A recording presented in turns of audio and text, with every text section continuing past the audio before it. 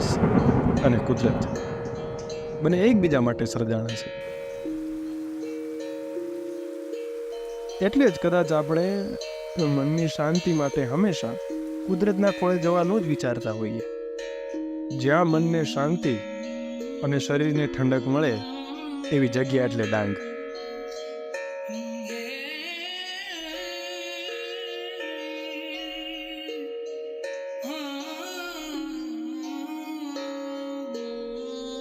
ગુજરાતના દક્ષિણમાં આવેલ ડાંગ જિલ્લો એ ગુજરાત માટે એક અદ્ભુત વરદાન છે.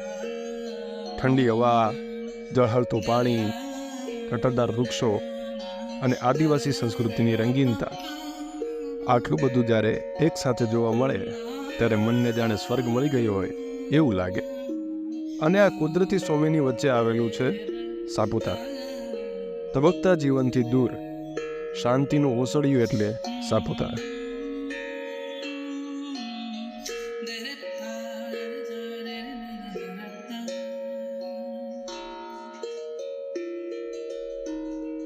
અહીંની લોકકથા અનુસાર અહીં વસતા આદિવાસીઓના ઈષ્ટ એવા સાપોનું આ મૂળ નિવાસ સ્થાન હોવાથી આ સ્થળને સાપોનો ગઢ એટલે સાપુતારા કહેવાય છે.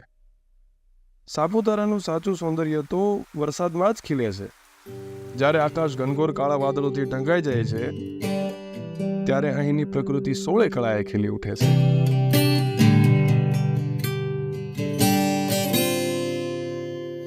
આકાશને ઘડનારના ઘરને ઘડા કોણે હશે?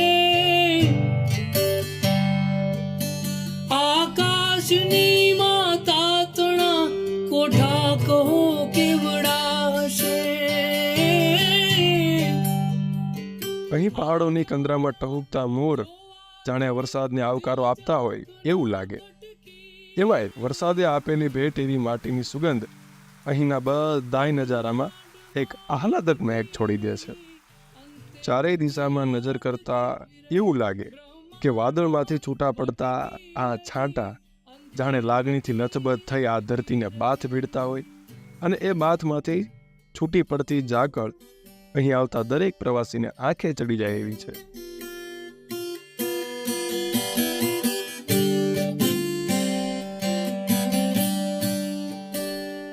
આમ તો પહાડનો સ્વભાવ અડગ અને અચલ છે અને સાપુતારાના ડુંગરા એ સૌંદર્ય સાથે અડગતાની પરિભાષા છે. આ પર્વતો પરની લીલોતરી હરિયાળી ચાદર ઓઢીને ઊભી છે. દૂર દૂર સુધી દેખાતા આ પર્વતો ભાઈબંધોની જેમ ખંભે હાથ રાખી કોણ ઊંચો કોણ નીચો એવી હરીફાઈ કરતા હોય એમાં હાર બંધ ઉભેલા છે. ક્યાંથી હશે જગચાક પેરણ હારે કુંભાર બેઠો ક્યાં છે આ જાણવા જો. આયના પર્વતને ખોળીને બનાવેલા રસ્તા પરથી દેખાતા આ અદ્ભુત નજારા આંખોમાં ઘર કરી જાય એવા છે. અહીં આકાશમાં રમતા વાદળો જાણે પહાડો સાથે કાનાખુશી કરતા હોય એવું લાગે. બ્રહ્માંડમાં ભટકી રહી અંતે મતી અટકી રહી બ્રહ્માંડમાં ભટકી રહી. આ રમતા વાદળો અને પહાડો વચ્ચે જ્યારે કુદરત વરસી પડે ત્યારે અહીંયાનો હર એક છોડ અહીંના હરેક નજારા ઝૂમી ઉઠે અને આ બધાની વચ્ચેલો આવેલ દરેક માણસ પણ બધું જ ભૂલીને આ દ્રશ્યને જોવામાં ભાન ભૂલી જાય. ઓચિંતુ કોઈ મને રસ્તે મળે ને પછી ધીમેથી પૂછે કે કેમ છે? ઓચિંતુ કોઈ મને રસ્તે મળે ને પછી ધીમેથી પૂછે કે કેમ છે? આપણે તો કહીએ કે દરિયા સી મોજ માને ઉપરથી કુદરતની રહેમ છે. આપણે તો કહીએ કે દરિયા સી મોજ માને ઉપરથી કુદરતની રહેમ છે. ઉપરથી કુદરતની રહેમ છે. ઉપરથી કુદરતની રહેમ છે.